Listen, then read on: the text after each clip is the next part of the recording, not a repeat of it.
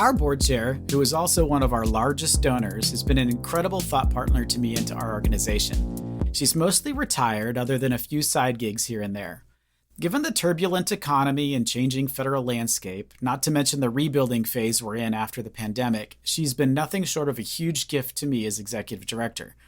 Recently, she mentioned how tired she is and said she's feeling the pressure to raise awareness and funds for our organization, keep other board members engaged, and support me. I'm concerned she may be considering stepping down from her role or will not be open to renewing her term as board chair when the time comes. What ideas do you have for how I can better support her and possibly help her stay involved? Have you found ways to reduce the pressure on valuable volunteers or board members without losing them entirely? Well, you have a problem that I think more people wish they had, right? Which is somebody who is giving you time and money and trying to rally others to do the same. So I understand why you want to try to preserve this. It does raise... it raises questions for me about, because you as executive director, I wish I knew more specifically what the board chair, all the things the board chair is doing. Oftentimes, you find board chairs who definitely being a board chair takes more time than being just a board member. They should be more collaborative and having more frequent conversations with you. They should be trying to, be the leader for the board and trying to set the example. But, there's a part of me that goes, has it gotten too operational? So that's probably only a question you can answer, because that can be dangerous too. And so part of me is wondering, is that part of what's going on here? But I don't have you here in front of me, so I can't really have that conversation with you. What I can say is that I think she's giving you obviously signs and signals, but not, it's easy to go straight to catastrophize this and go straight to the worst case scenario. She's going to step off the board, right? So I feel like starting with a conversation with her, like, how invaluable you've been. I've noticed, you've said a few things lately. I'm just wondering, where are you right now? Is that a moment in time? Is this something that just is kind of like feeling like a constant depletion because we don't want you to burn out? And so let's figure this out together. And so really just letting her respond, because it could have just been a few hard days or everything else going on in her life, right? Or it could be something that she's giving you all the signals. And so I think also asking her, is there more support? Like, is it that we need to figure out how to engage more board members? Or, is there maybe potentially something we can bring someone on that sort of is also learning from your example, that can step in when you're not available and even maybe take some of the things you're doing eventually off your plate, like sort of that built-in kind of succession plan with this person. So I would really start it out like that. And I would find out, what's the kind of work that really does fire you up, that you feel fulfilled by? Because perhaps there's a mismatch between, right, what she's been doing or asked to do and what she actually feels fulfilled and rewarded by. And sometimes, it's not all glitz and glamour. You can't always make that match perfect. Sometimes you got to do hard things that no one wants to do. But if you could try to minimize those for her, I think that works. And I don't know if she's a person who likes recognition. The other thought I have is some people just need to hear thank you. I actually went on this little, tangent the other day with somebody, because I said, why doesn't the world just say thank you more? And I think sometimes there's people who say thank you more. And I think there's sometimes people who really struggle, or it's not how they're wired or any of that. And so I think there's sometimes just this thing where people really struggle with, they're not hearing thank you enough, or they just need to feel more appreciated or more recognized. So even something symbolic at a board meeting or whatever, but you kind of got to know her before. Some people would hate that and poke your eyes out if you do that, right? So you kind of got to know the person. So I don't know. Those are all that is everything I got for you. I hope one of those sticks. Andy, any question or difference of opinion? No, not at all. I think those are all great.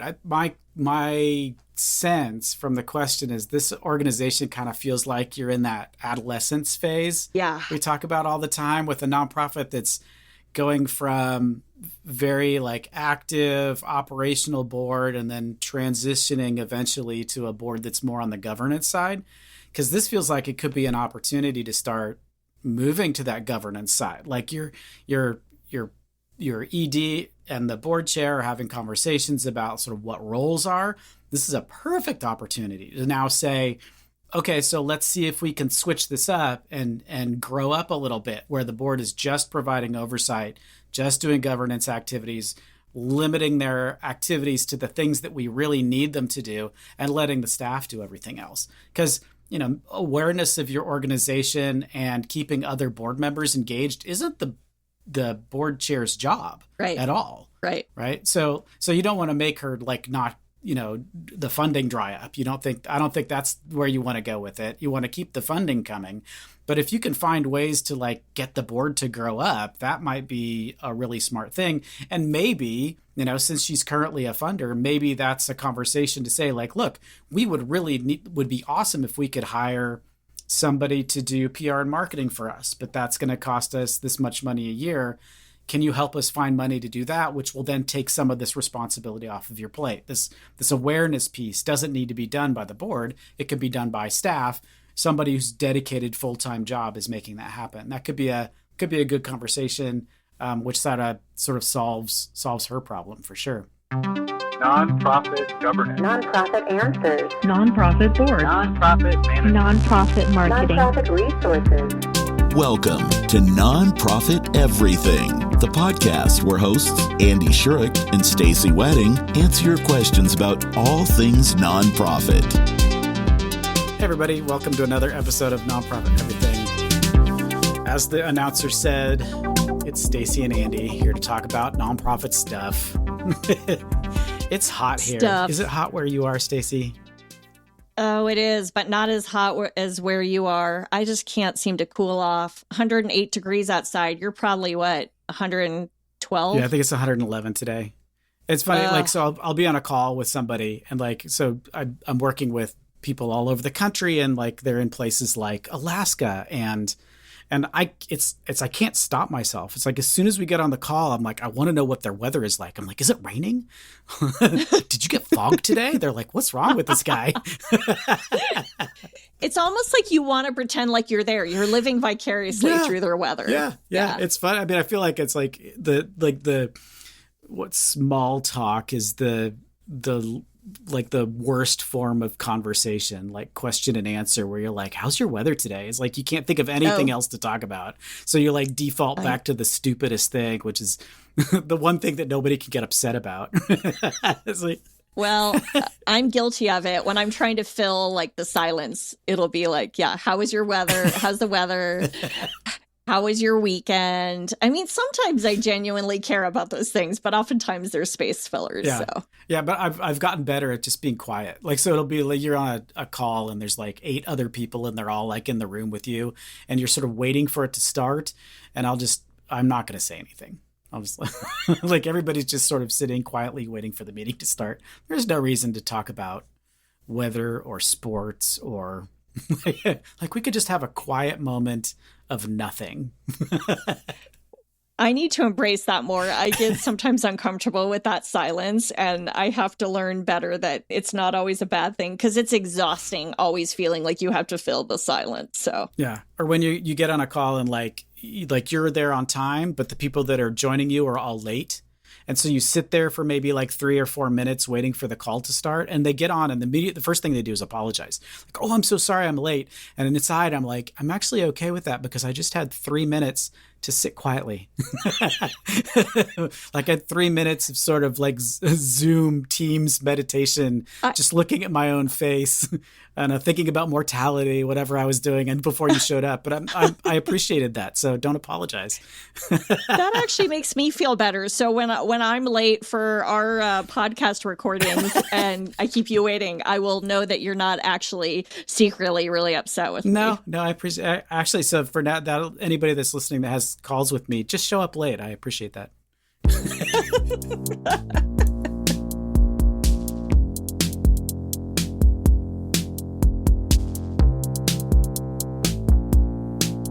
My organization has a small budget of $115,000 a year. When writing a grant, peers tell me to ask for the max, but one grant for $25,000 would be a big percent of the entire budget. I'm worried this makes us over-reliant on one funding source and could be putting us at risk. Do you recommend always asking for the max? And should I avoid having a large single funding source? I'm not sure if there's a best practice about not having any singular funding source total more than a certain percentage of your annual budget. Do not listen to your peers and do not just ask for the max because they told you to do that, okay? So there's rule number one. Sorry to all your peers out there. I understand. So here's the sort of thinking out there is people are like, okay, if they have a range, I think this is what people do when they are, everyone in the nonprofit sector, it's starvation cycle. It's we want the most money possible. So, and we have the need. There's always the demand. But funders, I think, can see through it. And when they and sometimes I even see funders go just the opposite direction where they're like, everyone's asking for the max. But here's this one grantee who asked for, instead of the max of $10,000, they asked for $6,395, which makes me feel like it's more legit. But I do want to talk about for a moment. Now, that's not exact. I'm going to answer this in two ways. One, there is a psychology here to having a number like that. But the bottom line is forget about playing these games. What is it you actually need? And your instinct is probably right. Like, what is it? You might need it, but yeah, do you want a program to be fully funded by a funder? Or do you want to have it be a huge part of your budget that is going to be hard because grantors oftentimes aren't multi-year gifts or aren't repeat. You don't have any guarantee if it's a repeat. So strategically, you might be like, gosh, I would love to get 4 funders to help fund this grant request. So everyone's got some skin in the game. And so we're not reliant on any one. But it goes back to kind of what's the true need? How can you do this in a way that sort of helps you short-term and long-term? And do some history too on the funder.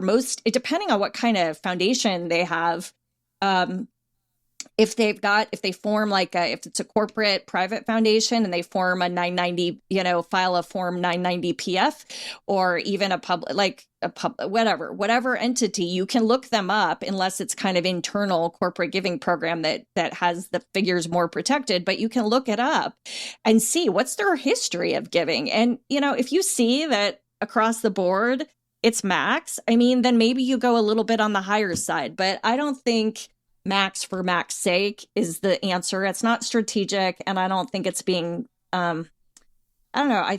I think you're sort of putting yourself at risk in a different way, especially if it's a first time relationship. Like, you got to prove yourself first. And so that's the way so many of these funders look at it. What'd you do? What'd you do with the money? We're going to invest in you slightly on the front end and see if you deliver. And then next year, when you have some numbers and data and we have built our relationship, then maybe next year you can increase it. So it's not like a never do it, but it's maybe not right now is my 2 cents. So I don't know, Andy, do you look at it any differently? No, I wanted to talk about the best practice about not having a single funding source more than a certain percentage. So the 990 requires that if you're a public charity, which you probably are, in order to keep your public charity status, which you want, because you have to have a certain percentage of the donors have to come from a larger number of people. So it's basically more than a third has to come from more than 20 individual donors, none of which give more than a specific percentage. The calculation's really stupid, and it's spread over 5 years. So if you get like one year where somebody gives you a ton of money, it doesn't like immediately break everything. But what happens is if you get too reliant on one funding source and you don't meet that public charity target, you collapse back into a private foundation. And once you're a private foundation, like everything gets harder. So private foundations, specifically because they're controlled by a small number of donors, private foundations have to pay excise taxes on any money that they keep. The 990 PF is terrible. It's like way harder. And all of a sudden, you don't get to take anonymous donations anymore. So everybody that gives you money, their name shows up on the 990, like plain as day for everybody to see, which sometimes will dissuade folks from giving money because they're like, well, now everybody's going to ask because they saw that I gave you something. So now I'm on every freaking list, right? And that might be a reason that they don't want to give you any money at all. I'd say for an organization with a small budget of only $115,000, like you're right, $25,000 is a big gift for you. But in the grand scheme of like foundation gifts, like $25,000 might not be a lot.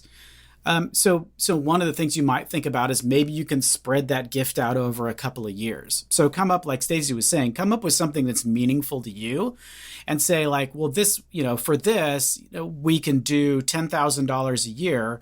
Will let us do this thing, and maybe you can fund us for 2 years. And then that way you're asking for $20,000, which kind of is more than 10, right? And then you've got 10 banked for next year, and it doesn't swamp everything.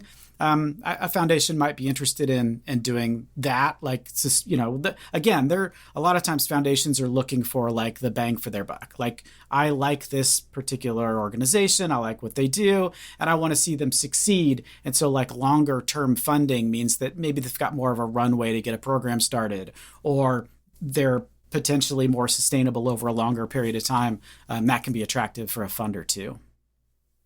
I would also say there's sometimes funders, I mean, this might get your hopes up, so don't count on it. But I have heard of funders too that you write a proposal or they learn more about your organization, they're excited, and let's say they got some influx of money. What a lovely thing, right? Or something where they have to grant more money than originally planned. I mean, I have seen funders before too reach out to organizations, including first-time organizations, and say, hey, we're really like, this is compelling. It really aligns. We didn't actually get a lot of whatever grant applicants in this specific area. So we're looking to invest larger. Can you handle it? And so do you have any thoughts, Andy, on that? Like, as far as an organization, sort of the percent of budget, like, is there a point that obviously if they met the public support test and to be a public charity and they could still meet that, do you feel like there's a golden rule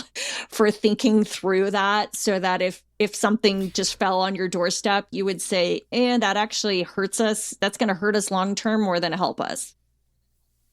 No, I don't think so. I mean, I hear that more often from boards where like if they get, they might get a bequest. And all of a sudden you're just minding your own business. And all of a sudden like, oh, look, $5 million just showed up. And it's usually the staff is like, can we just like salt that away and pretend like it's not there and just do our own normal stuff? Because a lot of times, depending on your organization, the board might say, cool, you just got $5 million. What amazing thing are you going to do now?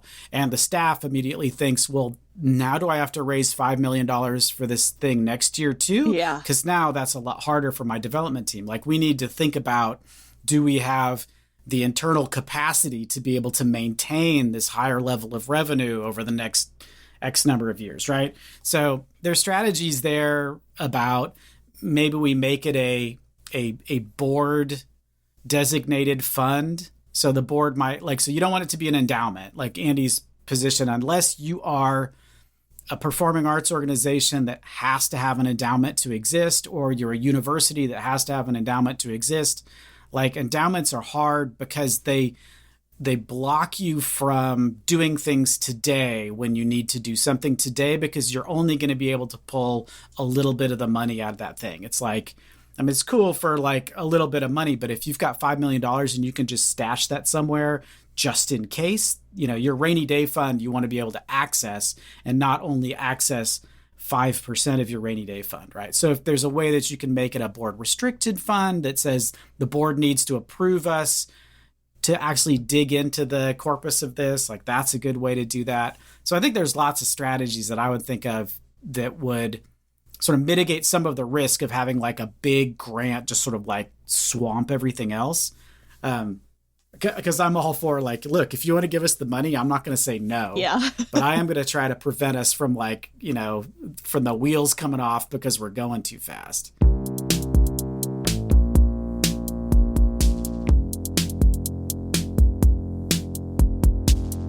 Hello, I am looking for some HR advice. I am the director of ops of a small nonprofit, and I took a vacation last week. My one full-time direct report left 1 to 3 hours early each of the days I was gone.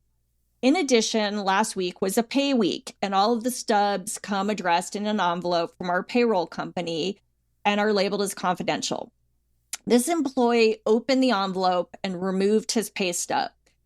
Salary information is confidential, and I would guess he looked at everyone else's in order to find his info. I plan to address this with him, but want to make sure it is handled in the best possible way without coming across as accusing him. We do not have an HR department. That is left to me, and I focus more on finance, so HR is not my expertise. Any suggestions you would offer? I hate HR stuff. Like that was my role. I was in charge of HR at one of my organizations, and that caused me more pain and suffering than absolutely anything else that I did, for sure. Isn't it? Don't you think it's the hardest, like one of the hardest jobs out there? It's just, ugh. It is. And I think that the one thing that over and over and over that was sort of drilled into me once we did finally get some professional HR help was document. Like you're only, what you don't want to do is have to terminate someone and then have them sort of immediately come back with a lawyer that says that they were terminated for whatever reason, right? So the trick really is to make sure that anytime anything happens, even if you don't think it's like a big deal, just write it down, stick it in the file, like put a date on it, stick it in the file to sort of like be able to build support for when annoying things happen later. So when because I'm guessing that this person, your direct report, that this isn't the first time that he's displayed questionable behavior like that, because the behaviors that you just described don't strike me as someone who's like, he was perfect and everything was great until I left town and all of a sudden the wheels came off. That is so right? true. Yeah. There's probably a bunch of little things that you've noticed over time. It's like, yeah, we should probably have talked about that, right? So for sure in this position, like just sort of document that it happened. I will say that I talk about this a lot, is that in a nonprofit, salary information is not confidential. Like you wish it were because you don't want people arguing with you, and especially as a finance person, about, well, I get paid this much and this other person gets paid this much. Like I've had to have those conversations, and you probably have had to have those conversations as well. And the answer usually is, well, that's what we negotiated when they came in. So they get paid what the negotiated rate was on the day that they arrived, and we had to pay somebody in order to get them to say yes. So sometimes those numbers aren't always going to be the same. There's lots of conversations we can have about, should people be paid the same for doing the same work? I think generally yes, but sometimes that's not how it shakes out. And so you have to come up with some way to figure out how to make that fair. But that's not the question. It's a totally different topic. But because salaries go on grant applications, because a lot of salaries are reported on the 990 for key employees. I mean, and it used to be like a long time ago, you had to make over a certain amount of money for your salary to show up on the 990. That part went away. And now it's like, if you're a key employee, your salary's on the 990. And so it gets to the point where everything is just basically public information anyway. So if a donor asked you, can you sell me everybody's salaries? Like, depending on who the donor is, you'd probably say yes. So trying to pretend that that's confidential information is just probably making it harder than it needs to be. That doesn't excuse the fact that this person did dumb things like leaving 3 hours early just because he wasn't supervised. So that needs to be documented. But I think just like start building your file for the inevitable day when you tell this guy, sorry, you don't work here anymore, right? That's Andy's like kind of hard advice for this one. I would be curious. I also think in addition to documenting, I mean, I think a conversation is absolutely in order. I don't know if this would be so what I'm struggling with is I understand what you're saying about salaries not, being necessarily confidential, but you had an envelope that said confidential. I don't know. Doesn't that feel like some violation of, I mean, even if that info is not technically confidential, but the person who puts it there, if it's labeled as confidential and you don't know exactly what's in it, like, I don't know, shouldn't that be a violation? Shouldn't that person get written up, or am I being too hard? No, I mean, maybe. I mean, but the thing is, when the pay stubs come, like those are supposed to be distributed on the day of payday, right? So the pay stubs have to come out legally on the same day you're paid. Okay. So there needed to be something in place where someone opens those up and hands them out. Oh, okay.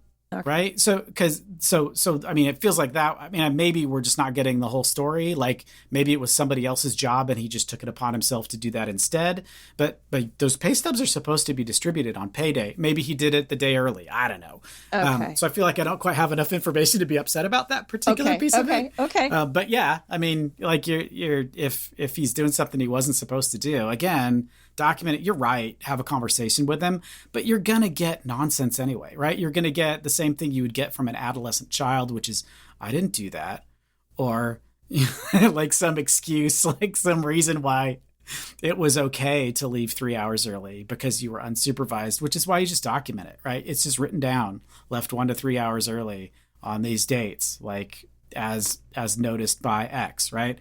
And then that way, when you ultimately fire this person, you've got your ammunition ready.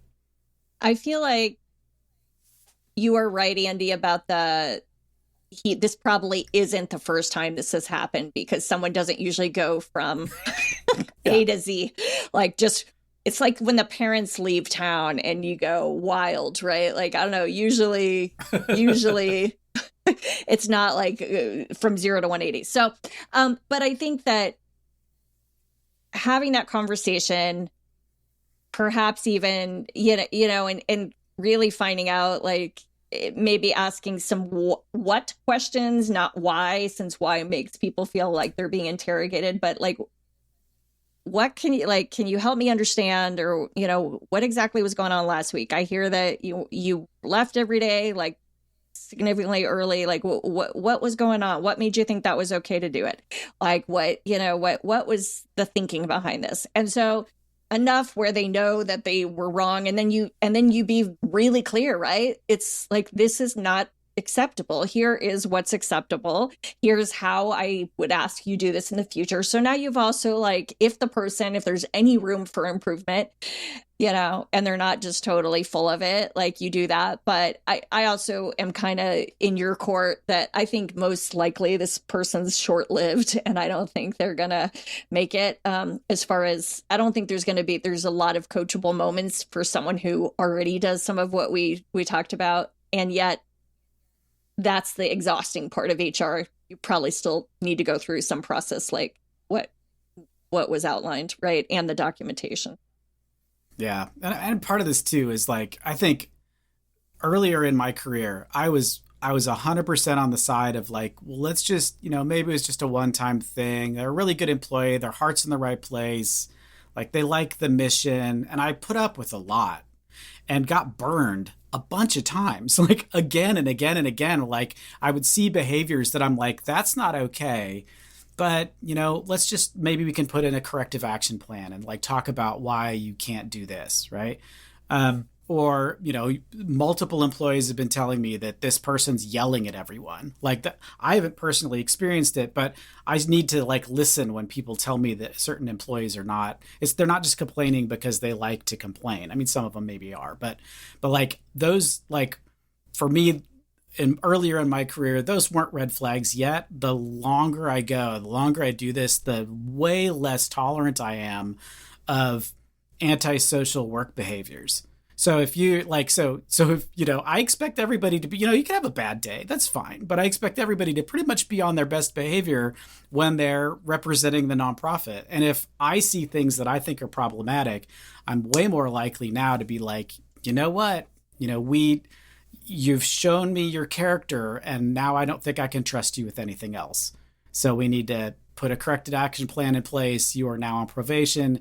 And the next time we have this conversation, it's when I hand you your last paycheck, right? So, and just being straight up honest about it. Like, don't spare people's feelings, because all you're going to do is make your organization like damaged in the long run if you put up with it for any particular period of time, right? There's no reason to do it. That is sage advice.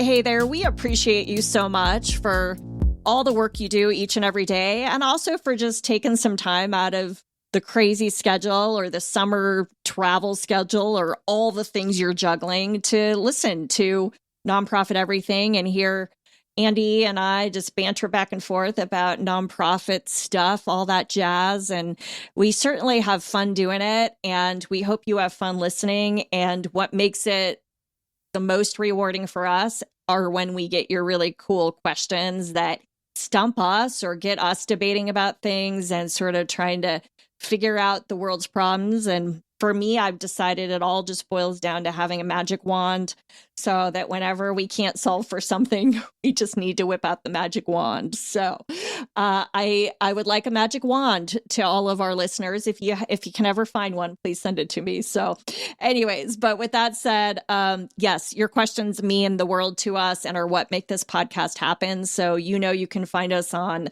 all the, you can find us on socials. You can find us at nonprofiteverything.com. There's the big, there's the button for asking a question, or you can do question at the website, nonprofiteverything.com, or you can even do just the questions at nonprofiteverything.com. So you get the point, and we just hope to hear from you. So no question is too simple or too serious or too wacky. We love it all. So thanks, and we'll see you again in a couple weeks.